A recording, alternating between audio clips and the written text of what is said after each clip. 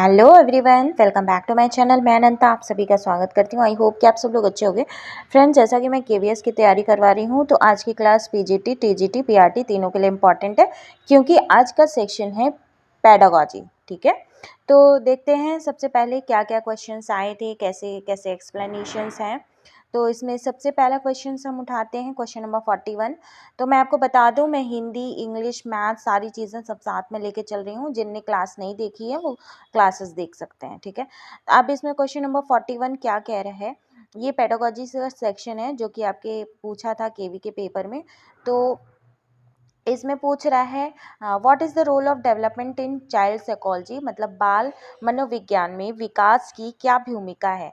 अब विकास जो एक ब्रॉड टर्म होता है, बहुत बड़ा होता है इसके अंदर, तो ये है कि मतलब ये क्या, इसका भूमिका क्या है बालक के विकास में। तो इट हेल्प्स फिक्सिंग गोल्स। क्या विकास सिर्फ हमें गोल से फिक्स कराता है? ऐसा होता है क्या कि विकास हमारा हुआ तो हम एक गोल से पा गए, बस यही विकास है? नहीं, सिर्फ और सिर्फ एक लक्ष्य ही पाना विकास नहीं होता। ठीक है, तो ऑप्शन नंबर 1 गलत है। ऑप्शन नंबर 3 पे आते हैं, इट डिटरमाइंस बिहेवियर। तो ये बताइए, विकास जो होता है, डेवलपमेंट जो होता है, ये इसका मुख्य उद्देश्य व्यवहार का निर्धारण करना होता है। अरे और भी और भी एस्पेक्ट्स होते हैं। व्यवहार तो हुए ही, लेकिन और भी जैसे साइकोलॉजिकल हुए, फिजिकल हुए ना, तो इस तरह के होते हैं। तो ऑप्शन नंबर 3 भी यहाँ पे गलत हुआ कि डेवलपमेंट में सिर्फ और सिर्फ विकास में सिर्फ और सिर्फ बिहेवियर ही नहीं आ गया। तो ये बताइए, अब इस फोर्थ कह रहा है कि इट प्रमोट्स मेमोरी। अब यहाँ पे हम मेमोरी की बात करेंगे? नहीं। क्या डेवलपमेंट सिर्फ एक मेमोरी बढ़ना है? बच्चे की याददाश्त बढ़ गई तो वो डेवलप हो गया? अरे हाथ पैर और भी चार सारी चीज़ें बढ़नी चाहिए, इमोशनल, सोशलॉजिकल। ठीक है, इस तरह से। तो ये ऑप्शन 3 और 4, फर्स्ट गलत हो गया। अब यहाँ पे सेकंड हम थोड़ा सा बता देते हैं आपको। जो डेवलपमेंट होता है, ये इससे अधिगम के लिए तत्परता निर्धारित होती है। इसका मतलब क्या है? It determines readiness for learning. अब हम ऑप्शन नंबर 2 को अच्छे से डिस्कस कर लेते हैं। देखिए, ये पेडागॉजी सेक्शन है ना, यहाँ पे एग्जाम्पल से ही अच्छे से पढ़ना है। ये मैं तो ऐसे ऑप्शन टिक करा दूँ, लेकिन नहीं, मुझे आपको बेसिक क्लियर कराना है। तो सबसे पहले देख लेते हैं, it determines readiness for the learning, मतलब कि अगर हमारा विकास हुआ रहेगा, उतना सोचने समझने की क्षमता हुई रहेगी, तभी तो हम मान लीजिए बच्चा क्लास 2 में हम उसको भेज रहे हैं। अभी वो उतना डेवलप हुआ ही नहीं है, उसका दिमाग हुआ चाहे बॉडी हुआ ना, चाहे सोशलॉजिकल हुआ चाहे इमोशनली रूप से अभी कनेक्ट ही नहीं हो पा रहा है समाज में। तो फिर वो कैसे उस तरह के माहौल में ढल पाएगा। तो इसका मतलब ये है कि हमें क्या करना है, ये जो डेवलपमेंट होता है, ये बताता है कि बच्चा जो है अब तैयार हो गया है लर्निंग के लिए, मतलब अधिगम के लिए तैयार करता है बच्चों को कि अब हाँ, इतना डेवलप हो गया, इस चीज़ के लिए ये हो गया, इतना डेवलप हो गया तो अब ये भी कर सकता है। तो आई होप कि आपको ये समझ में आया। ठीक, नेक्स्ट क्वेश्चन है। क्वेश्चन कह रहा है कि छोटे बालकों में समृद्धि और विकास पर निम्नलिखित में से किसका प्रभाव पड़ता है। तो which of the following influences growth and development in kids. अच्छा, ये बताइए, बच्चों में जो समृद्धि होती है, ग्रोथ होती है, ग्रोथ मात्रा के रूप में बढ़ती है ना, और विकास जो होता है, ये किस पे डिपेंड करता है? सिर्फ दोस्तों पे डिपेंड करता है कि घर के वातावरण पे डिपेंड करता है, या सामाजिक जो स्टेटस है परिवार का, उस पे डिपेंड करता है? तो सामाजिक स्टेटस से तो बच्चों के विकास से कोई मतलब ही नहीं है। घर का वातावरण है, लेकिन अकेले घर का वातावरण तो नहीं, अकेले ही घर का वातावरण नहीं, आस और भी अगर आसपास का भी होता है। ठीक है, समकक्षीय का ही नहीं, खाली पीयर ग्रुप से ही बच्चों का ही डेवलपमेंट नहीं होता। बच्चों में क्या होता है ना, विकास और ग्रोथ इनका होता है। इसमें सबसे ज़्यादा किससे प्रभाव होता है? खेल से। बच्चे जब जैसे खेलते हैं तो उनका उनका हाथ भी काम करता है, उनका माइंड भी काम करता है, और वो चीज़ें अपने दिमाग से सोचते भी हैं। तो उनका मतलब कि हर तरह का डेवलपमेंट होता है। और फिज़िकल डेवलपमेंट भी होने लगता है, ग्रोथ ना। और माहौल उस तरह का मिलता है तो लोगों खेल में क्या होता है कि कोऑपरेशंस की भावना भी आ जाती है, सोशली बच्चा डेवलपमेंट होता है उसका। तो सबसे बेहतर जो आंसर होगा वो होगा गेम्स एंड एनवायरनमेंट। इसलिए क्यों, सबसे अच्छा जो इन्फ्लुएंस करता है सोशल और ग्रोथ और डेवलपमेंट में बच्चे के, वो गेम्स और इन्वायरमेंट डेवलप करता है, ठीक है। अब नेक्स्ट क्वेश्चन नंबर 43 पे आते हैं। मैं how can you differentiate between growth and development. Growth और डेवलपमेंट में कैसे आप विभेद करेंगे। तो growth is visible, development is not visible. यहाँ पे विजिबिलिटी की बात नहीं है, हमें आँख से थोड़ी देखना है। तो हमें क्या करना है, हमें चीज़ों को क्वांटिटेटिव और क्वालिटेटिव मैनर में उसको देखना है। बच्चे की जो वृद्धि होती है वो मात्रात्मक रूप से बढ़ती है, और ये विकास विकास क्या है, गुणात्मक है। गुणा का मतलब ये वाला गुणा नहीं, गुणा का मतलब होता है कि उसके अंदर मैच्योरिटी का लेवल अच्छा आ रहा है, ठीक है। वो चीज़ क्वालिटी लेवल बढ़ रही है, उसे बोलते हैं विकास। अब ये 18-20 साल जो भी रहता है बच्चों का, वहाँ तक बढ़ते हैं, ग्रोथ होती है। उसके बाद ऐसा थोड़ी है कि विकास वहीं रुक जाता है। उनका दिमाग मैच्योर होता रहता है, उन्हें उन्हें अनुभव होते रहते हैं, तो मैच्योरिटी आती रहती है। तो उनके गुण में परिवर्तन होता रहता है। उनका वो ये क्या है, एक क्वालिटी चेंजेस होते हैं ना, कहते हैं लोगों में क्वालिटी चेंजेस हो गए। तो वृद्धि क्या होती है, क्वांटिटेटिव होती है। इसको हम जैसे नाप सकते हैं, मात्रात्मक ग्रोथ हम नाप सकते हैं, और ये डेवलपमेंट क्या होते हैं, गुणात्मक होते हैं, क्वालिटेटिव चेंजेस होते हैं। नेक्स्ट क्वेश्चन हम देखते हैं, question number 44। What is the most important phase in child's development. बालक के विकास की सर्वाधिक महत्वपूर्ण अवस्था क्या है। फ्रेंड्स, ये सारे क्वेश्चन बहुत इंपॉर्टेंट हैं, बहुत ही ज़्यादा, क्योंकि ये एक बार पूछ चुके हैं और फिर उसके बाद भी यही घुमा फिरा के केवीएस में ऐसे ही पूछेंगे, ठीक है। तो आपको ना इन सब चीज़ सिचुएशन से होके गुजर जाना है। उन्हें मतलब कि बिल्कुल भी ऐसा ना हो कि आपको वहाँ पे जाएं और आप कंफ्यूज हो जाएं। नहीं, कंफ्यूज नहीं होना है, आपको अभी से ही पहले से ही प्रिपेयर करते चलना है। तो जो लोग पढ़ रहे होंगे, क्लास ले रहे होंगे, तो उनको इसका बेनिफिट बाद में मिलेगा, अभी तो नहीं दिख रहा है, अभी तो आया भी नहीं है, तो जब आएगा तो दिखेगा। What is the most important phase in child's development. बालक के विकास की सर्वाधिक महत्वपूर्ण अवस्था कौन सी होती है। तो देखिए, फिजिकल डायमेंशन तो ठीक है, बच्चा फिजिकली डेवलप हो रहा है, ठीक है। मेंटल भी डेवलप हो रहा है, ठीक है। मोरल भी डेवलप हो रहा है, ठीक है। लेकिन लेकिन अगर बच्चे का सामाजिक और इमोशनल डेवलपमेंट अच्छा नहीं हुआ, सामाजिक और संवेगात्मक रूप से बच्चा अच्छा नहीं है, तो तो वो अपने इमोशंस नहीं कंट्रोल कर पाएगा। अगर इमोशंस नहीं कंट्रोल कर पाएगा तो कहीं भी जॉब करने लायक नहीं रहेगा, या फिर कहीं भी अच्छा आउटपुट देने लायक नहीं रहेगा। जहाँ गुस्सा करना होगा वहाँ मार पीट के आएगा। तो इसलिए बच्चों का जो इमोशंस को कंट्रोल किस वे में करना है, कहाँ कितना कितने अपने आप को एक्सप्रेस करना है, कितना क्या करना है, तो ये चीज़ का जो फेज़ होता है ना, ये बहुत इंपॉर्टेंट होता है। और सामाजिक रूप, देखिए सामाजिक प्राणी तो हैं ही, तो सामाजिक रूप से तो डेवलप होना ही पड़ेगा। बच्चों को फ्रेंडली रहना है, या कि कोऑर्डिनेट करना है, किसी से हेल्प लेना है, किसी हेल्प देना है, इस तरह की चीज़ें उनके अंदर डेवलप होना बहुत ही ज़रूरी होती है। तो सबसे जो मेन इम्पॉर्टेंट फेज़ माना जाता है, ये सोशियो इमोशनल डेवलपमेंट डायमेंशन होता है, ठीक है। क्वेश्चन नंबर 45 क्या कह रहा है। हाँ, कह रहा है, according to you what school management should do to disturb youth. मतलब आपके अनुसार अवसादग्रस्त युवक के लिए विद्यालय प्रबंधन को क्या करना चाहिए। अगर कोई बच्चा टेंशन में है तो उस तो विद्यालय प्रबंधन को क्या करना चाहिए। अगर कोई बच्चा टेंशन में है तो विद्यालय प्रबंधन को क्या करना चाहिए। विद्यालय में प्राथमिकता के आधार पर व्यावसायिक परामर्शदाताओं की नियुक्ति। हाँ, ऐसा बात सही है, करना चाहिए। क्या करना चाहिए, व्यवसायिक परामर्शदाताओं की हमें नियुक्ति करनी चाहिए, ताकि बच्चे से बात करें, प्रोफेशनल काउंसलर्स जो बच्चे से बात करें, क्या है, क्या दिक्कत है बच्चे, तुमको बताओ, मतलब इस तरह के एक फ्रेंडली माहौल रहेगा तो बच्चा काफ़ी अच्छा कर पाएगा। स्कूल में किशोर युवक अध्यापकों से क्या अपेक्षा रखते हैं? जो किशोर युवक होते हैं वो अध्यापकों से क्या अपेक्षा रखते हैं?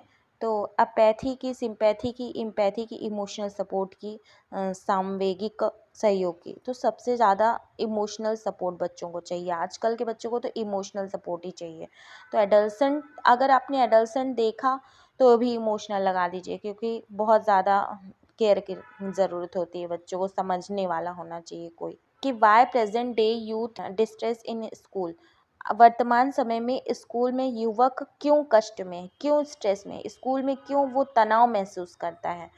मतलब अब आप शिक्षक बनने जा रहे हैं तो आपके सामने ये सारी प्रॉब्लम्स आएंगी। तो जब प्रॉब्लम्स आएंगी तो उसका सही सल्यूशंस क्या होगा। तो बच्चा क्यों कष्ट महसूस करता है, ये बताइए। बच्चों को मोबाइल का नशा है, ऐसा तो ज़रूरी नहीं। सारे बच्चों को तो मोबाइल किसी को मिलता है, किसी को नहीं भी मिलता ना।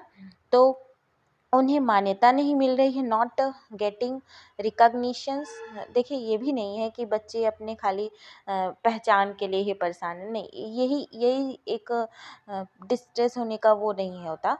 हार्मोनल इम्बैलेंस, देखिए हार्मोनल इम्बैलेंस भी होता है, लेकिन लेकिन जो स्कूल में बच्चों को कष्ट होता है वो किस लिए होता है। हो सकता है कि, देखिए अब यहाँ ऑप्शन नंबर सेकंड पढ़ रहे हैं। हो सकता है कि उन्हें अपने घर में या विद्यालय से पर्याप्त संवेगात्मक सहयोग न मिल रहा हो। जब बच्चे को सहयोग नहीं मिलता ना, सपोर्ट नहीं मिलता ना, तो वो उस एज में सपोर्ट खोजते हैं। तो सबसे ज़्यादा जब सपोर्ट नहीं मिलता तो इसलिए डिस्ट्रेस होते हैं। हार्मोनल इम्बैलेंस वगैरह तो रहता ही है, लेकिन अगर इन सब को, इन तीनों चारों को एक वेट किया जाए तो सबसे ज़्यादा जो ज़रूरत कमी महसूस होती है वो इसी की होती है। ठीक है, इमोशनल अगर सपोर्ट नहीं है, वो कनेक्शंस फील नहीं कर रहा है, तो वो क्या होगा, उसको डिस्ट्रेस होगा ही, वो परेशानी में रहेगा ही। नेक्स्ट क्वेश्चन कह रहा है कि यदि स्कूल में सही समय पे किशोर बालकों की समस्याओं का निस्तारण नहीं होता है तो इससे क्या होगा। अगर बालक को सही समय पे उसके प्रॉब्लम्स का, सॉल्यूशंस का हल नहीं मिला, वो परेशान है, तो इससे क्या मतलब उस इसका क्या प्रभाव पड़ेगा। वे हठी स्वभाव के हो जाएंगे, उनके, पहला देखिए, वे हठी स्वभाव के हो जाएंगे, उनके असामाजिक तत्व के रूप में परिणित होने की आशंका है, उनके सकारात्मक ऊर्जा अनुप्रयुक्त रह जाएगी, या फिर वे जीवन में गलत रास्ते पर चल पड़ेंगे। देखिए सबसे ज़्यादा किशोर अवस्था में प्रॉब्लम यही होती है एडोलसेंट में, कि बच्चे जो है गलत रास्ते पर जाने को ज़्यादा आसान मान लेते हैं। ये क्या होगा, ऑप्शन नंबर फोर्थ ही सही होगा, क्योंकि वे गलत रास्ते पे चले जाएंगे अगर उनके समस्याओं को सही समय पे नहीं सुलझाया गया। आजकल तो इतने सारे मतलब तरह तरह के क्राइम्स हो रहे हैं, बच्चे किस चीज़ से फेस कर रहे हैं कोई नहीं जान सकता। मान लीजिए कोई वीडियोस इस तरह की बन गई, या फिर कोई फोटोग्राफ, मतलब कुछ भी हो सकता है। तो बच्चों को टाइमली क्या करना है, टाइमली काउंसिल करना है, उनकी समस्या का निस्तारण करना है और उन्हें गलत रास्ते पे जाने से रोकना है। ठीक, क्या होगा, परिणाम तो यही होगा ना कि गलत रास्ते पे जाएंगे। 49 कह रहा है कि किशोरावस्था की आवश्यकताओं को पूरा करने में संस्थानिक सहयोग की क्या भूमिका हो सकती है। ठीक है, तो जो ये एकेडमिक है आपका स्कूल इंस्टीट्यूशन, ये क्या कैसे किशोरावस्था की आवश्यकताओं को कैसे पूरा कर सकता है। तो कैसे कर सकता है, देखिए कोई भी इंस्टीट्यूशन है वो कैसे किस अपने जो वहाँ पे स्टूडेंट्स हैं, जो एडल्सेंट्स हैं, वो कैसे पूरा कर सकता है उनकी ज़रूरतों को। तो देखिए संस्थान को किशोरावस्था की समस्याओं को गंभीरतापूर्वक लेना चाहिए, तदनुरूप योजना बनानी चाहिए। अब देखिए सबसे पहले आपको सारी चीज़ें पढ़नी पड़ेंगी। ठीक है, उसके बाद पर्याप्त निधियाँ उपलब्ध कराई जानी चाहिए। निधियों से क्या होगा, पैसों से क्या होगा, पैसा क्या पता, पैसा मेन प्रॉब्लम ना हो तो कोई और प्रॉब्लम हो। ऑप्शन नंबर थर्ड देखते हैं, नियमित आधार पर व्यावसायिक विशेषज्ञों की नियुक्ति की योजना बनानी चाहिए। चौथा, युवकों को से बारंबार संवाद स्थापित करना चाहिए। देखिए, अगर आपके पास प्रोफेशनल जो एक्सपर्ट्स हैं, आप एक एकेडमिक चला रहे हैं, तो एकेडमिक में आप क्या कर सकते हैं, आप अपने एकेडमिक्स में एक प्रोफेशनल एक्सपर्ट्स तो ज़रूरी रख सकते हैं, उसका अपॉइंटमेंट कर सकते हैं। इंस्टीट्यूशनल सपोर्ट बोला है ना, तो इंस्टीट्यूशनल सपोर्ट इसी तरह से दे सकते हैं कि इंस्टीट्यूशन में वो फैसिलिटी हो, ठीक है, वो फैकल्टी हो। तो ऑप्शन नंबर 3 इज़ करेक्ट, ठीक है।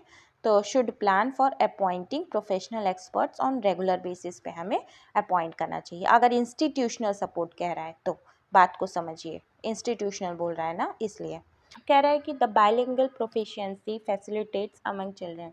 अगर बाइलिंगुअल प्रोफिशिएंसी है तो मतलब कि दो भाषाओं की वहाँ की फैकल्टी वगैरह है, तो इससे चिल्ड्रंस में क्या होगा, चिल्ड्रंस में इससे क्या होगा, इससे चिल्ड्रंस का कॉग्निटिव ग्रोथ होगा, ठीक है, संज्ञानात्मक ग्रोथ होगा।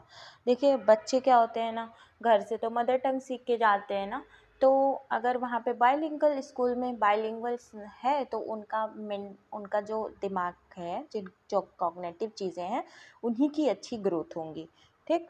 तो अब नेक्स्ट आ जाता है क्वेश्चन नंबर 51। वर्तमान परिदृश्य में अध्यापक को स्कूल के बालकों में अभिरुचि को निरंतर बनाए रखने में क्यों कठिनाई हो रही है। मतलब कि जो इंग्लिश में देख लेते हैं, why present day teacher finds difficult to sustain interest among children in school. तो बच्चों का जो है ना स्कूल में इंटरेस्ट ही ख़त्म हो जा रहा है, तो क्या इसका कारण हो सकता है, ठीक है, यही कारण पूछा है। तो कारण पूछा है तो इसका हम सारा कारण देख लेते हैं। डिफेक्टिव करिकुलम, देखिए करिकुलम तो पहले से निर्धारित होता है और करिकुलम में तो सारी ही बातें खेल कूद से लेके सब चीज़ आता है ना, तो इसमें तो कोई प्रॉब्लम नहीं होता है।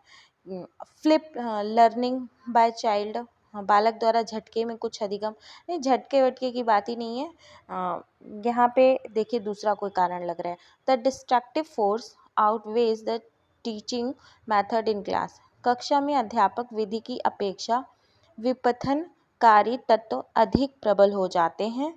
और नेक्स्ट इसमें क्या पूछा है, चाइल्ड्स आर अंडर मोटिवेटेड। देखिए अब यहाँ पे मैं बता दूँ कि ये पूछ रहा है कि बच्चे का जो इंटरेस्ट है वो क्यों मतलब बहुत कठिन हो जा रहा है, क्यों निरंतर बन नहीं पा रहा है क्लास में।